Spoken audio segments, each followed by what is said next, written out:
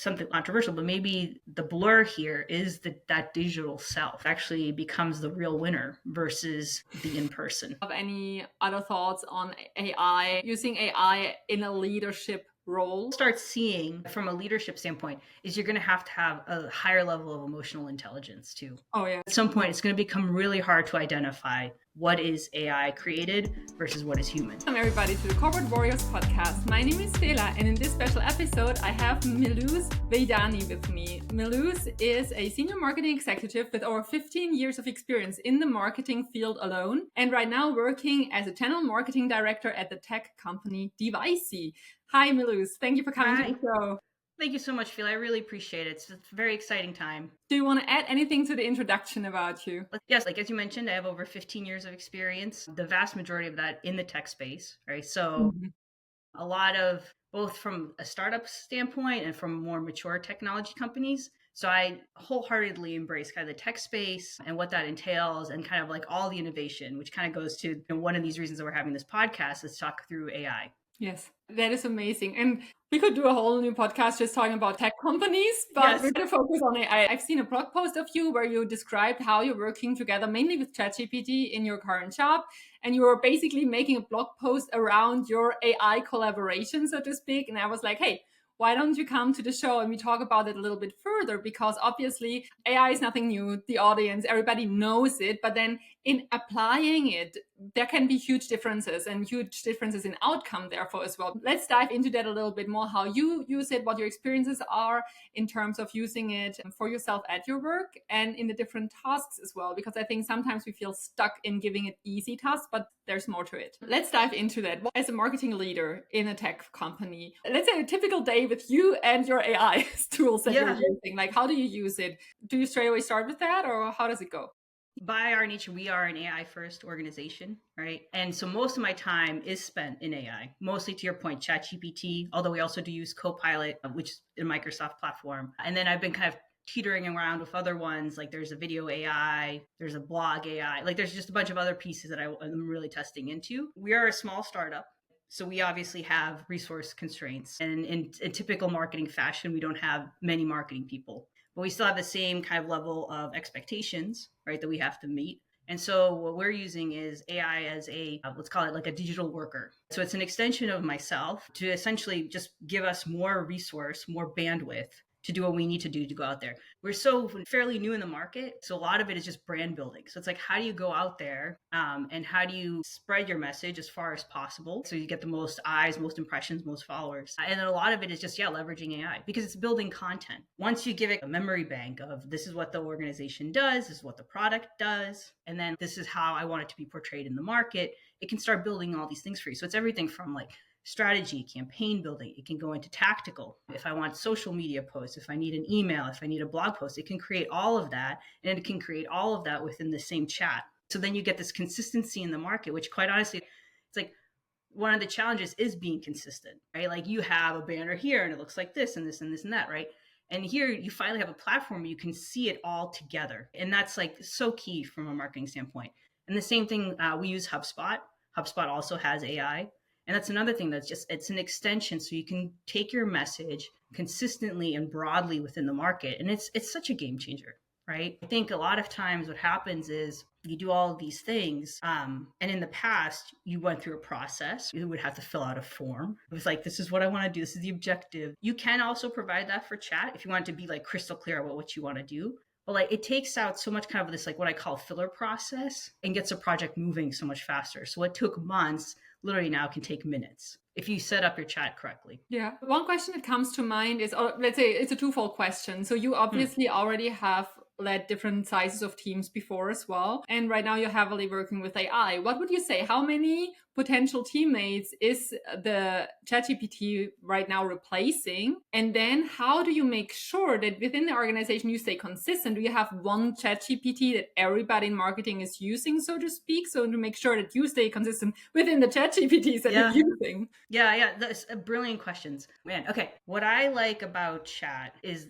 kind of goes back to that consistency where you can throw the content, you can have a craft design all within the same sphere. In the past, that would require a very high level of collaboration with team members and a very clear understanding. And you still need to provide that clear understanding to AI. But just the process of kind of like, what's the word I'm looking for?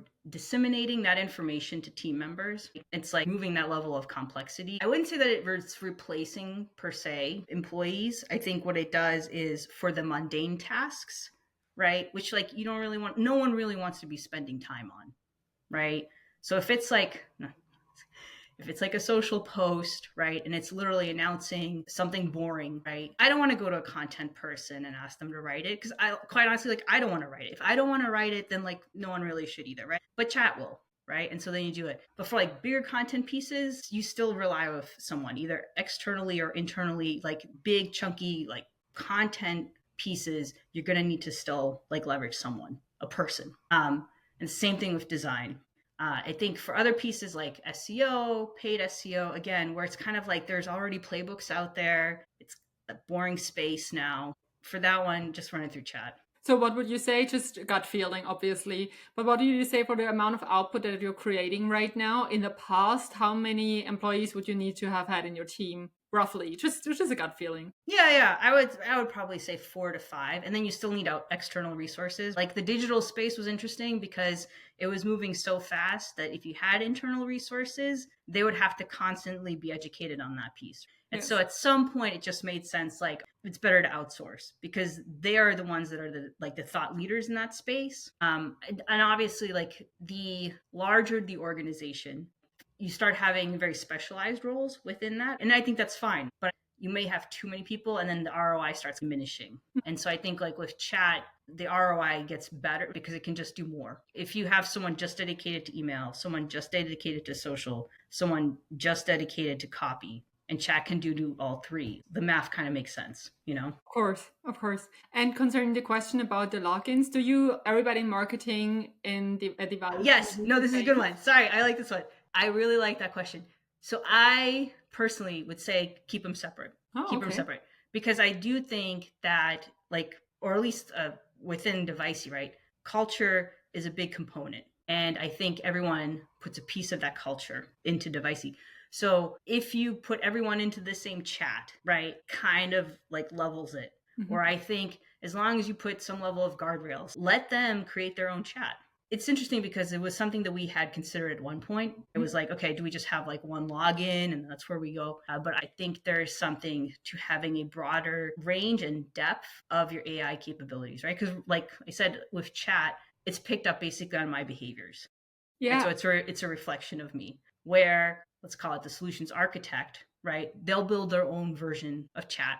And so it's like, I think it's great because it kind of still gives you that diversity. It still gives you this kind of feeling of community without forcing everyone into this like same box. Yeah. That does make a lot of sense. And yet that would mean that if you have multiple people in marketing, everybody obviously has a little bit of different understanding of the brand, of what it represents. I mean, there's only so much we can put into words, especially about branding, right? In the end, it's about this feeling that people get when they see it. So does it mean that you have stuff to get reviewed by a human just to make sure that you do stay consistent? Yes. Yeah. And I think for AI too, it's not perfect. And I do think that's a key, like learning is definitely always check. So you ask it to create something, honestly ask it to reiterate it a few times to get it on point. And sometimes you still, just like a regular worker, you still need to guide them in the right direction. And I think like, if anything, that should be the biggest takeaway, is that AI in so many fashions is an extension of a human being. And if you treat it as such, you're actually going to get more out of it. From what I've noticed, and then from like when I posted the blog post and then the comments I received, right? Most people prefer a like human to human dialogue. And they feel like they get more out of AI when they have that, like, it's almost like a discussion. It's a back and forth. It's very interesting. And I think more productive than just being like, I need this. In the very beginning, when you said about how you're using ChatGPT currently at your work, you were saying, just a few examples. And one of the examples was emails. Yes. So my question would be, especially, as a leader, you're obviously a director, and it doesn't really matter if you have like plenty of direct reports or if you're working with a lot of agencies, you still have this interaction with many different humans still. Yes. Now, if you let ChatGPT write your emails, for instance, to what extent do you fear that over the long term, we become inauthentic? For chat specifically, I absolutely use it to keep myself honest in email. And this is out of historicals. So when I was, going in my career path, one of the constructive criticisms, which I almost always received, was that I was too direct. And usually it was through email. And I was like, well, yeah, I say yes or no. It's very crystal clear. And they're like, yeah, but sometimes you need to use a nuance. Sometimes the message is critical. And like the second that you're very direct, they'll shut down. And it took me a really long time to work on that. And even admittedly, like I still couldn't figure it out. Then chat came along and I still had to write those types of emails, but it keeps me honest. It's like, you just need to tone it down a little bit. And it does it in a nice way. And then it gives me the proper form. And so I'm learning from it. Before it was like, just don't do this. And I'm like, okay, but like how? There was no guidance. And now you finally have in AI, this, I call it like a patient teacher. So I know like email is a weak spot for me. So I will always, my default will be going through chat just to tone it down because I know I come off as being too direct. Understood. So you pre-write basically the whole thing by yourself, and then you put it into the system, be like, is this okay? Is this adequate for this kind of situation? Yeah. Okay, interesting. And it's not every email, depending on who the audience is, right? So if it's like an executive, right? If it's a board member, then those absolutely require some level of fine tuning. Right. Which I know, again, it's like, that's not a key skill that I have. And it's just very like something that I need to continue to work on. But like now I finally have a platform that can help me do that. Yeah. Yeah. And so what do you think about, I mean, obviously, perhaps also to frame that a little bit differently, I think being authentic does not mean that you speak to every person the exact same way. There are different ways how we interact with our friends, with our family versus in a professional life. And also in professional life, very different. If you have a dear colleague, you might treat that person more like a friend in terms of communication, whereas your boss or an executive board members, obviously you can communicate differently and still stay authentic. But what do you think? To what extent can AI help us doing that, even staying authentic? Or how would you see that if you put those two words together, authenticity in who you are as the professional Miluse, and using AI in your work? Do you see, how could it help perhaps even? Do you see any opportunities? Yes, good. I think with technology and remote work in particular, the blend between work and personal, it comes together. So this whole concept of work-life balance, I don't buy into it. I think a lot of the motions that you do nowadays are organic, and I think it's all for the better. Now, what's interesting is that because of that, your personal life will go into your work life, right? And so this distinction, I think, becomes more blurry, and your authentic self needs to show up at both. Right. And to your point, it's a different audience. It is absolutely a different audience, right? Like your family shouldn't be your work people. And if they are, get out of that situation, right? Like there needs to be that distinction. I think for chat, for me personally, it has helped me become more authentic in both work and personal because it can identify that distinction for me. Right? So for me, like I am a natural workaholic.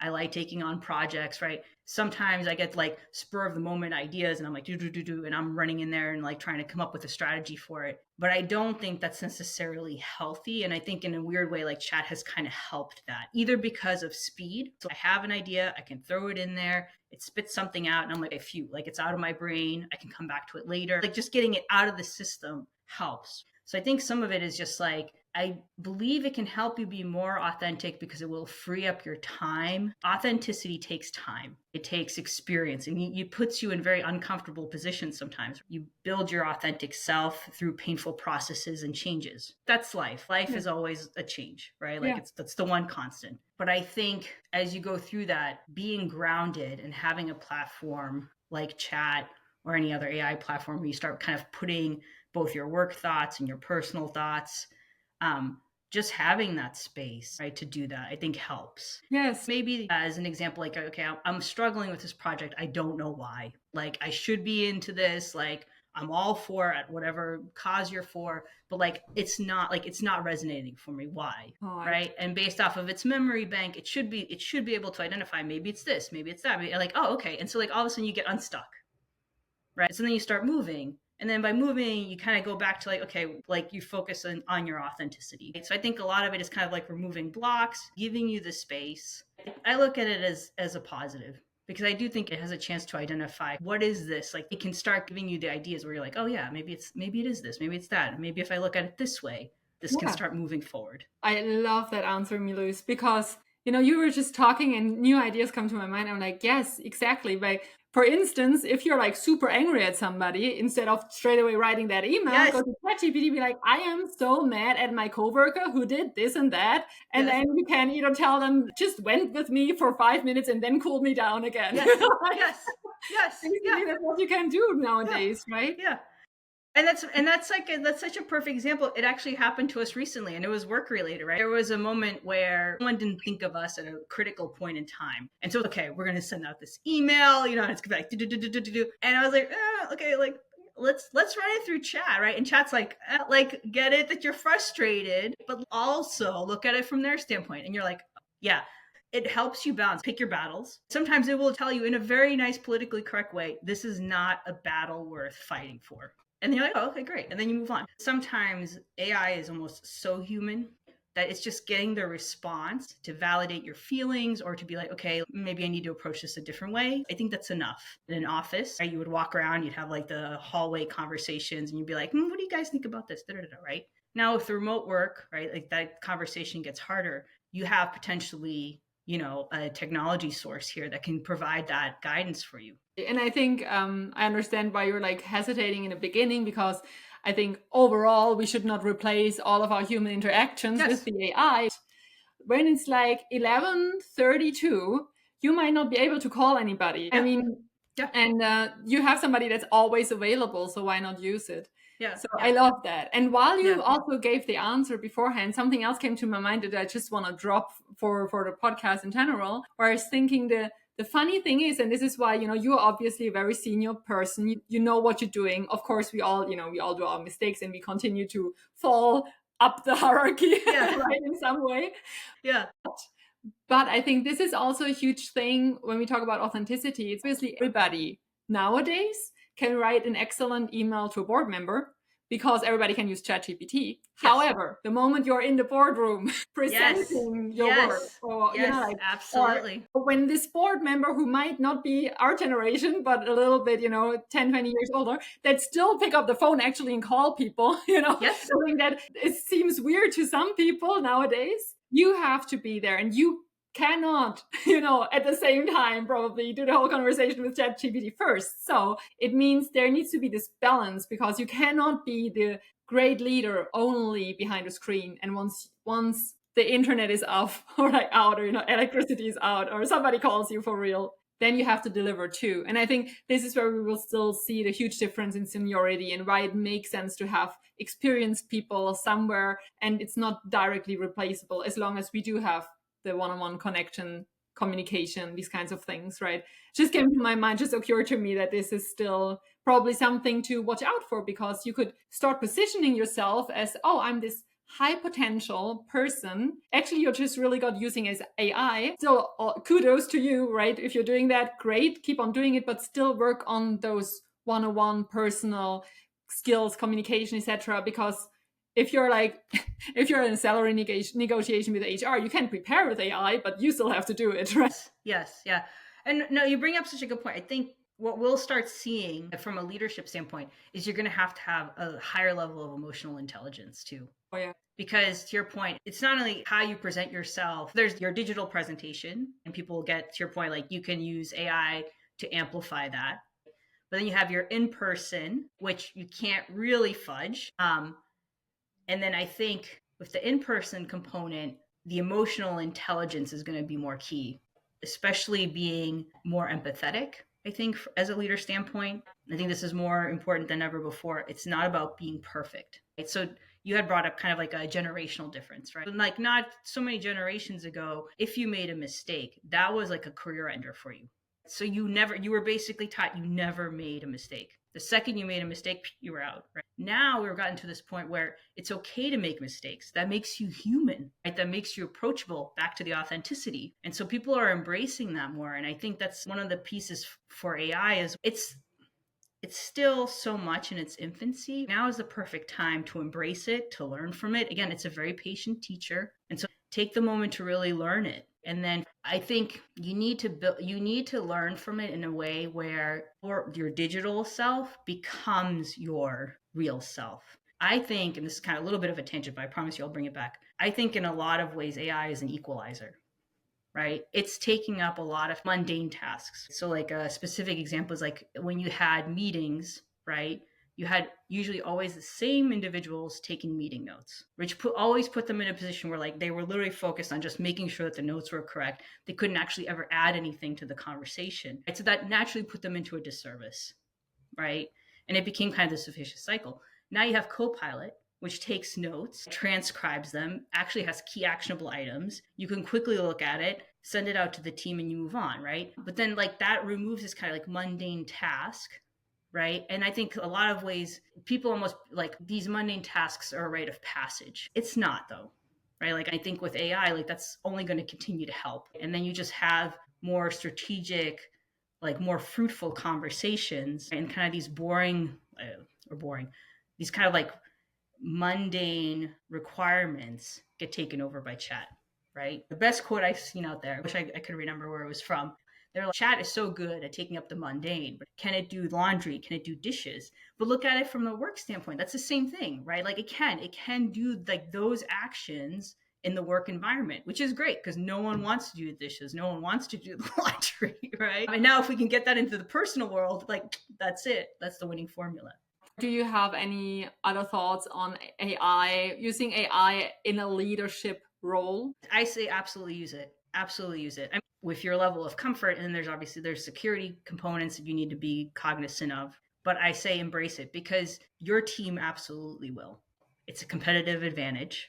If your team's not using it, I can guarantee you someone else in a different country is. Right? Learn from it as fast as possible because it's also learning, right, at a much faster rate. Like everyone laughed, and I think it was the beginning of last year, like when the AI did images, right, it was missing fingers or it was like doing weird hand gestures, but that problem's gone. And so it's going to get harder and harder to make the distinction. So if anything, if you're on the boat of I am anti-AI, at a minimum you should learn about it so you can identify it, because at some point it's going to become really hard to identify what is AI created versus what is human. And you already see it in copy, right? So people are like, that LinkedIn post, it was written by AI because it's got bullet points, because it's got an ampersand, right? And it's like what? For better or worse, AI, you're either kind of for it or you're against it. But I think it would behoove you, if you're on the against it side, to at least understand it and being able to identify it in the market so that you don't get confused by it. Yeah. I think I had an HR leader on the other day, and she was even saying, if you want to be in a leadership position, you have to embrace it. Otherwise, you're out before you even know it, basically. So right now is the time to just go all in with it. It will not be easier ever. Like, it will just be more and more, because more and more tools will have it included, replace stuff. Yeah. Well, and okay. I do think with AI, right, like it goes back to this digital worker, right? It is an extension of your team. So treat it accordingly. Yeah.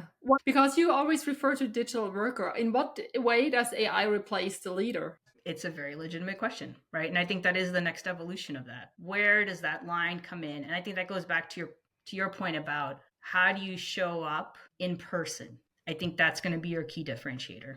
And as it gets harder to make the distinction of like your digital self versus your in-person self, I think that those are the kind of what people are going to look for in terms of triggers. I think honestly, at some point, it is going to become completely blurred, and it's going to be hard to see the distinction. I do think that's a reality. A lot of the VCs are looking to see is where is the first company, like billion-dollar company, created by just one individual in AI. I think it's definitely a possibility. And then kind of what does it bring to the future? As humans, we've always found ways to keep ourselves entertained. Yeah. You know? A hypothesis of mine is, as long as there are boardrooms, that is only possible to a certain extent. But as you mentioned, once there's this one-person company, you don't need any meetings anymore. You just don't need it. And then you also can replace way more functions with it. But until that happens, I would say, to sum that up a little, what you just mentioned also, like, until that happens, every person that wants to make a career needs to be aware of the gap between the digital self, what you said, and the real in-person self. Because if this gap is too big, you're going to be called a fad, basically. Yeah. And this is a big risk, I think, for the younger generations, as said, that right now are sometimes afraid to call literally restaurants to make a reservation. Yes. the gap is just getting wider and wider in terms of what's normal, what's not, what creates anxiety, what not. Right. And if we're used like remote workers, you work like, I don't know, 90% remotely, and all of a sudden you're called back to work. And then you're like, damn, perhaps I have, I'm obviously German, so I do have an accent. You cannot read that in the emails, right? Yeah. And then it's like in the past, the biggest difference really was this. I had a coworker or like an employee that was working in the US, and the first time we met, she was like, "Oh, you're so small." So that was the difference for her, right? It was the perceived versus real. Because you don't know my height when you see me sitting here. And she was imagining me be really tall. But this is something that will continue with like, even with knowledge, with skills, because you don't know. Perhaps this person is just really good in rewriting AI information in a way that sounds authentic. But then once you meet them, they don't know anything without internet connection. And that's going to be really interesting to watch, let's say. And I think it's going to require a lot of self-confidence work, authenticity work. Like, how do I want to show up? Because at some point you have to show up. Yeah. Well, so let's talk about that, because I think you brought up such a good point, right? So generationally, right? So there's a large age difference between my brother and I. He's 11 years younger, so he falls in a completely different generation. But he was raised 100% in the internet. So for him, like, and I had an interesting conversation with him about remote work. My argument to him about remote work and like bringing people back in the office is like, well, yeah, but like in the office, you get this dialogue back and forth. You can kind of gauge reaction, And he basically called BS on it. He's like, listen, I've dealt with like the internet age. Like everything is digital for me. I can get like that validation through digital channels. I don't need to be in person to get it, right? The dialogue that he has with his friends is all digital. So kind of like to your point, like they can survive and thrive in an environment that doesn't require human interaction. And so I think that's something to look at seriously. And I think where there's this opportunity within AI, something controversial, but maybe the blur here is that digital self actually becomes the real winner versus the in-person. Because you and I are looking at it like traditionally, right? But look at the generation right behind us. They've lived in the digital space. They're extremely comfortable in it. And I would actually argue in some cases they're more comfortable in the digital space because they don't have to be their authentic self. Is that good, bad? I think we have yet to find out. But like that's definitely something to consider. I think we are putting it on a lens of like, yeah, it has to be in person, but maybe it doesn't. Maybe it does become digital.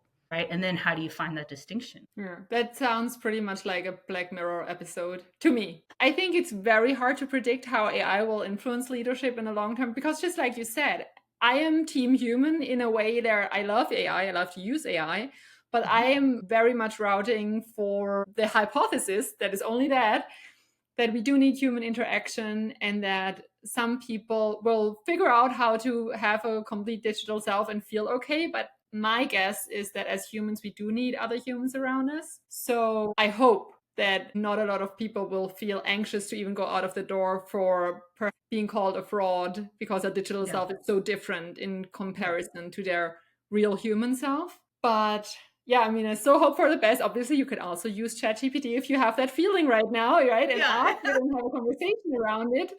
But yeah, that is a little bit scary too, because I see so much anxiety already right now. I can only imagine what that will create, because you have this perception that if I want to be good, I need to be like ChatGPT, and that is just impossible. I mean, it's even more impossible than, us thinking we have to be perfect the way we were growing up, right? Yeah.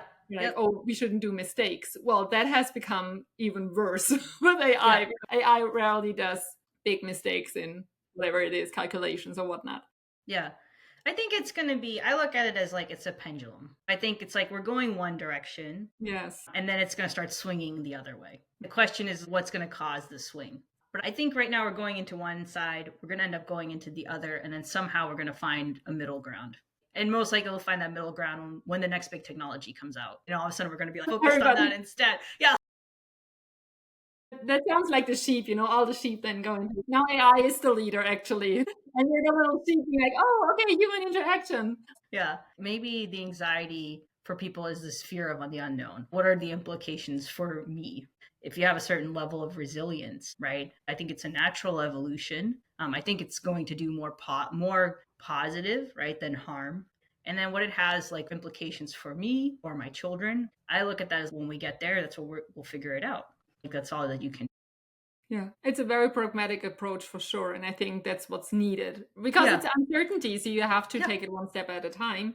Yeah. Still very interesting to talk about it. I would not have guessed that we end up in having a digital self versus human self conversation, but that's how it goes. And it's because we went deep. So I really love that. Let's come slowly but steadily to the end though, just in terms Yeah. of timing. Where can the audience find you? Is there any way that you welcome them to connect with you? Yeah, absolutely. So I have like everyone else, I have a LinkedIn profile. So if they find me on LinkedIn, I'm definitely more than happy to engage there.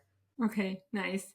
Yeah. And then last but not least, any career and lifestyle advice now that you know all that you're knowing right now that you had loved to receive in the first 5 to 10 years of your career? Anything that you want Yeah. to share? Yeah, so this goes actually full circle. My biggest one, and again, it's something that I'm continuing to work on, is be your authentic self, truly your authentic self. And I guarantee it's not going to be easy. There is going to be a lot of growing pains. There's going to be a lot of things that you're going to come up against that you will need to identify that you do or do not like. But you'll be much happier and you'll get much farther if you are authentic in what you do. And I think that's both work and personal. Where I've made mistakes, and again, this is part of the authentic journey, is where I've strayed and I've intentionally strayed, right? So I'm like, this is my authentic self, but if I want to fit into this organization, I need to become this. And you can do it, but at some point, it starts taking a toll. And it's either physically, mentally, spiritually. And then I think at that point, it's just key to get out. It's like, yes, it was a great learning experience, mark it under the authentic journey, and then find something that's a better fit. I think that's the most important piece. And I think that applies in all chapters of your career and personal goals. Because like everything moves, everything changes. But I think the one consistent is just stay true to who you believe you are and what you feel strongly about. I think you're going to be better in the long run. I love it. Yeah, it does come full circle. Perfect. It does. It literally, it's like, whoop. Thank you so much for that. Thank you so much, Miluse, for your time. I really, really appreciate it. And yeah, love to hear back at some point later on. Yeah, no, thank you, Fela, so much for the opportunity to speak. I'm a huge advocate of AI and like more than happy to take any questions that anyone has. Again, LinkedIn profile, so just hit me up. We'll take it. We'll do so. We're going to link it in the caption. Perfect. Thank you. All right. Bye.